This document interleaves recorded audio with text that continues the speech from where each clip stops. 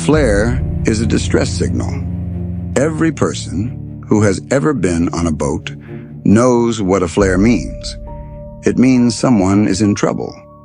It means someone needs help right now. It does not mean anything else. A flare fired from a boat in the middle of the Sea of Abaco at night means one thing and one thing only. Someone on that boat, or someone near that boat, is in distress and is trying to be seen. Brian Hooker told investigators that he fired flares from his small 8-foot dinghy after Lynette went overboard, attempting to flag down passing boats that he said did not stop to help him. He told Blaine Stevenson in the recorded 40-minute phone call that CBS News obtained and verified that he saw several boats come by and used his phone flashlight and flares to get their attention. He said it all happened in the water, in the dinghy, far from the boat they called home. His account places the flare in the water, not on the sailboat. Multiple witnesses on Elbow Cay saw a flare that night. They saw it together. They were in a group. More than 3 people. They all reported the same thing. They all agreed on approximately when they saw it.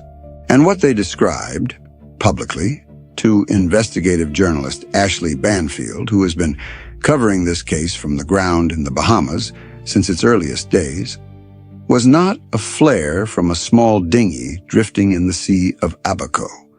The flare came from the sailboat, the 45-foot ketch, the boat they called the Soulmate, the boat that Brian told investigators he and Lynette never made it back to. This is Global Crime Files. Lynette Hooker was 55 years old. She was from Onstead, Michigan, and she had given everything to the life she and Brian built at sea. Her career, her house, every possession she owned. She and Brian had been sailing together for more than a decade, documenting their life under the name The Sailing Hookers. Sea turtles and sunsets and cinnamon rolls, baked in a solar oven aboard the 45-foot ketch they named Soulmate, their home for 4 years.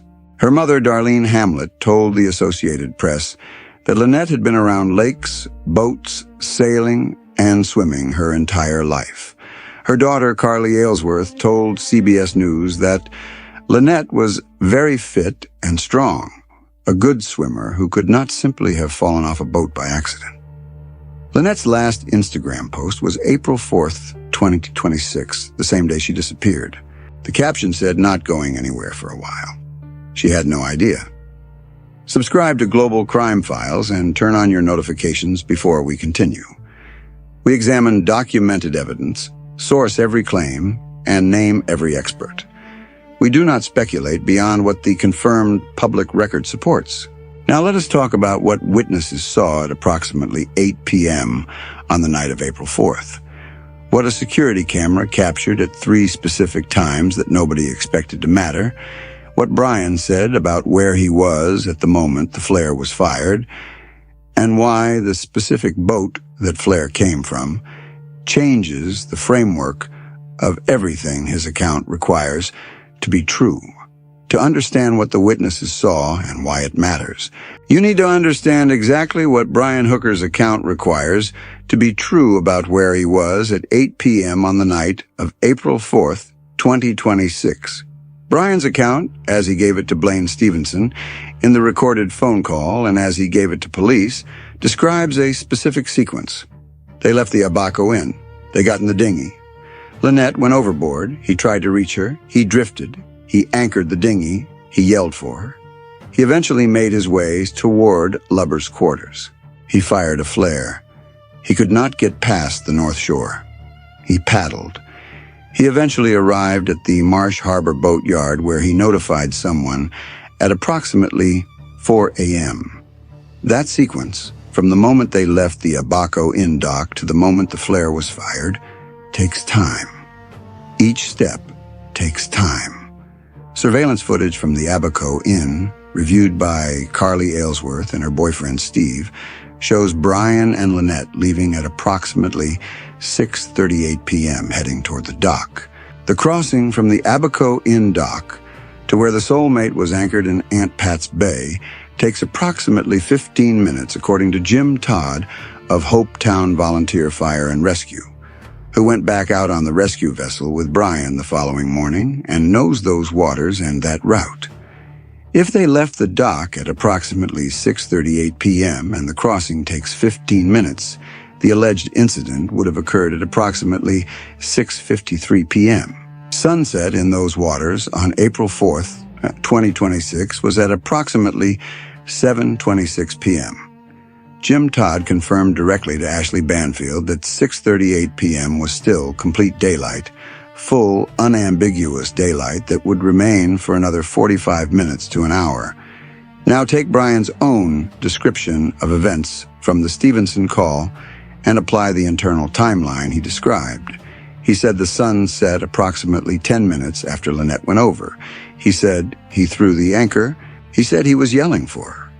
He said by the time he had the anchor set, he was approximately a quarter to half a mile from her position. He said he eventually made his way toward Lubbers Quarters. He said he fired a flare. Add those steps together from the moment of the alleged incident. The attempt to reach Lynette, the anchor being thrown, the drifting, the yelling that continued for approximately an hour according to his account, the paddling toward Lubbers Quarters, the decision to fire the flare. By Brian's own internal timeline, following each step he described in the sequence he described, the flare would have been fired at approximately 8 p.m. Now hold that specific time against what multiple witnesses told Ashley Banfield they saw. They saw a flare at approximately 8 p.m., not from a small dinghy in the water between the Abaco Inn and Aunt Pat's Bay, not from a vessel drifting south toward Lubbers Quarters, from the sailboat, from the Soulmate, the 45-foot ketch that was sitting empty at anchor in Aunt Pat's Bay, the boat that Brian told investigators he and Lynette never reached, the boat that no one was supposed to be on at 8 p.m. on the night of April 4th, 2026. Ashley Banfield confirmed this publicly on her Drop Dead Serious podcast, confirmed through her reporting on the ground. Multiple witnesses, more than 3 people, all in the same group, all seeing the same thing simultaneously, reported the flare coming from the Soulmate at approximately 8 p.m. They were on land on Elbow Cay. They were looking out across the Sea of Abaco toward where the sailboat was anchored. They all saw it. They all agreed on the location. Now, the question that the witnesses' account makes impossible to sidestep. If Brian Hooker was in the water in a small dinghy at approximately 8 p.m., as his account to police and to the Stevensons requires, who fired that flare from the sailboat? There is no version of Brian Hooker's documented account in which the answer to that question is straightforward. Either someone else was on the boat, or Brian was on the boat, or the witnesses are mistaken about which vessel they saw. Those are the 3 logical possibilities. The investigation is working to determine which of them is accurate. Brian Hooker has not been charged with any crime and denies all wrongdoing. But the question itself, who fired that flare from that boat at approximately 8 p.m., is now documented in the public record. It cannot be unasked, and there is something else that makes the flare question more significant rather than less, something captured on a security camera that was never placed there for investigative purposes and that belongs to a man who simply wanted to be able to check his view of the Sea of Abaco from wherever he was in the world. Dean Zamzil has a camera on his home on Lubbers Quarters. It faces east across the Sea of Abaco toward Elbow Cay, toward the area where the Soulmate was anchored in Aunt Pat's Bay on the night of April 4th. The camera runs continuously, recording every second of day and night.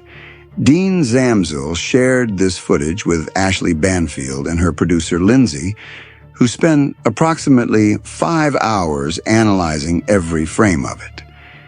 Dean's daughters, Katie, Kelly, Julianne, and Brooke, helped identify reference points on shore that allowed them to estimate where the Soulmate was positioned within the frame. The footage is grainy. The sailboat is approximately a mile away from Dean's camera. This is a genuine limitation of this evidence, and it is stated clearly here. Ashley Banfield stated it clearly herself. She cannot say with absolute certainty that what the camera captured is definitively the Soulmate.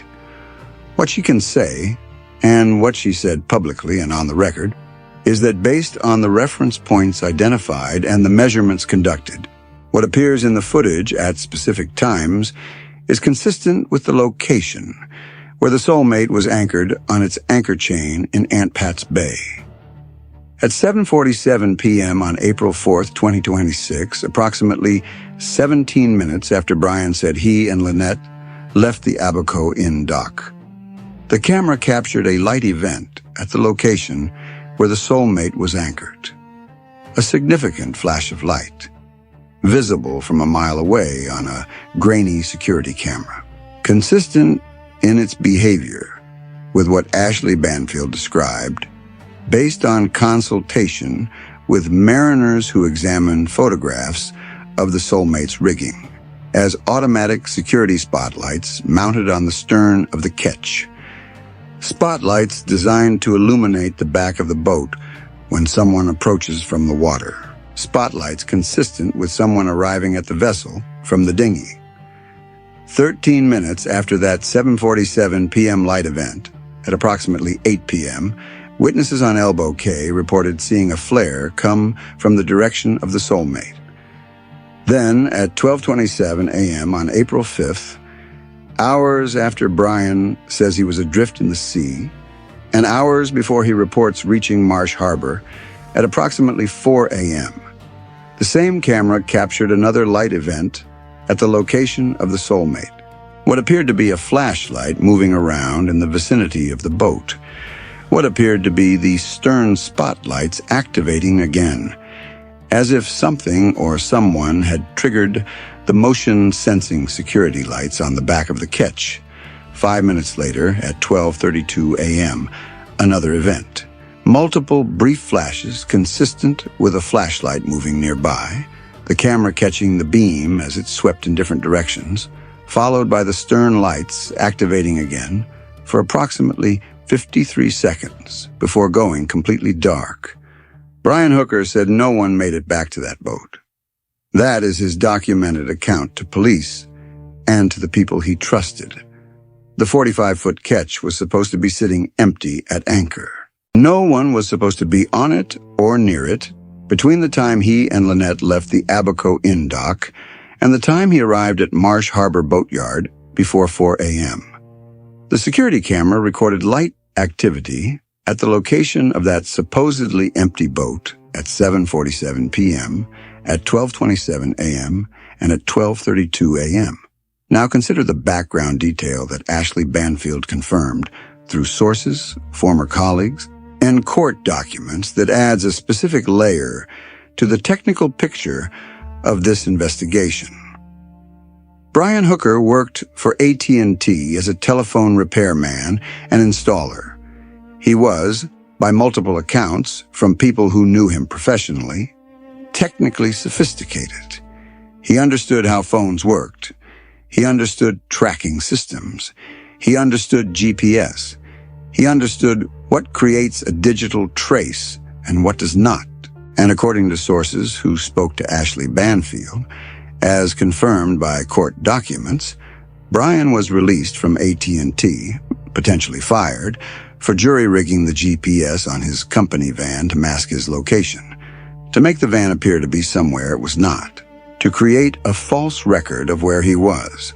That documented history of GPS manipulation is now part of the investigative background of a case in which the exact location and movements of a specific person on a specific night are the central factual question. Brian Hooker has never been charged with any crime. His attorney, Terrell Butler, stated that Brian Hooker categorically and unequivocally denies all wrongdoing and has been cooperating with relevant authorities. His Michigan-based attorney, Crystal Marie Hauser, told ABC News that Brian Hooker never would have harmed his wife of 25 years and asked the public to give him the benefit of the doubt. Brian said publicly in his first interview following his release from custody that he never harmed Lynette and never would harm Lynette, and that finding her remains his sole focus. The Royal Bahamas Police Force Commissioner confirmed to NBC News that Brian Hooker remains a named suspect who has not been cleared and can be rearrested. Now let us be precise about what is confirmed and what is not in this documented record. What is confirmed? Multiple witnesses on Elbow Cay saw a flare come from the direction of the Soulmate at approximately 8 p.m. on April 4th, 2026. Ashley Banfield confirmed this publicly through her reporting on the ground. The witnesses were more than 3 people in the same group who all observed the same thing. Dean Zamzale's security camera on Lubbers Quarters captured light events at the estimated location of the Soulmate at 7:47 p.m., 12:27 a.m., and 12:32 a.m. Brian Hooker's account to police and to the Stevensons places him in a small dinghy in the water at approximately that time, away from the sailboat. Brian Hooker told investigators he never made it back to the Soulmate that night. Brian was released from AT&T for GPS manipulation, confirmed by sources and court documents. What is not confirmed? Whether the boat visible in Dean Zamzale's camera footage at those timestamps is definitively the Soulmate. What caused the specific light events captured by that camera? Who fired the flare that the witnesses saw? Whether any other person or vessel was in those waters that night, the investigation holds the Soulmate. It holds the devices seized from the boat under a search warrant that CBS News reviewed. A digital video recorder, digital tablets, and cell phone-related equipment described as material evidence related to a missing person causing bodily harm. It holds the Apple Watch data confirmed by the U.S. Coast Guard in a direct phone call to Lynette's mother, Darlene. It holds Brian's recorded phone calls and text messages. It holds his multiple accounts given in different contexts to different people. There is also something that TMZ obtained and published on April the 25th, 2026. Video footage of Brian Hooker aboard the Soulmate on April 6th, 2026, 2 days after Lynette disappeared and 2 days before his arrest. In the footage, Brian is speaking to a fellow boater from a nearby vessel.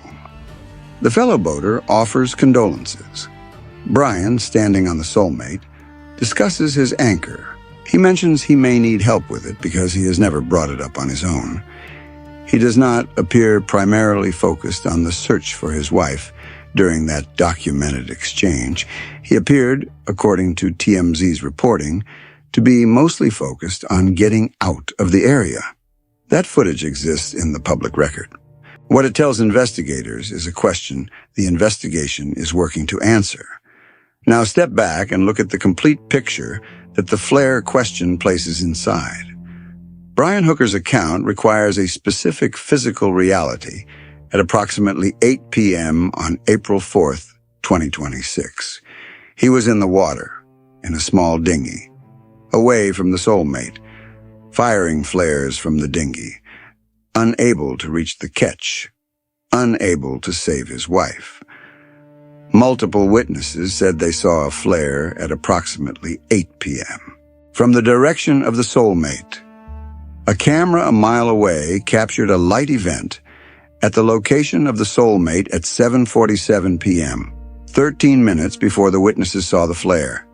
The same camera captured light events at the location of the Soulmate at 12:27 a.m. and 12:32 a.m., at a time when Brian says he was still adrift in the dinghy heading toward Marsh Harbour. And the boat that the witnesses saw the flare come from The boat that the camera captured light events at was the 45-foot ketch that Brian Hooker said he never made it back to. Who was on that boat? That is the question at the center of what the witnesses saw and what Dean Zamziel's camera captured.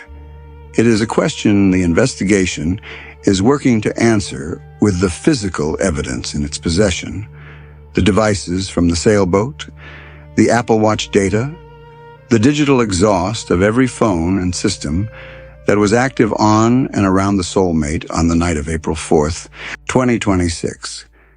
Darlene Hamlet is 76 years old, and she is in Florida waiting for a phone call that has not come. She told Ashley Banfield, "I just want nothing more than I love you and wish you would have come home." Carly Aylesworth flew to the Bahamas. She walked the shorelines where the cadaver dogs were working. She went to the spot where Brian told investigators Lynette went overboard and said her mother could have swum a couple of feet to shore. She stood at the dock and looked at the Soulmate. She said to no one who could hear her, "Hey, Mom, I'm here. Wherever you are." Lynette Hooker called the ocean her happy place.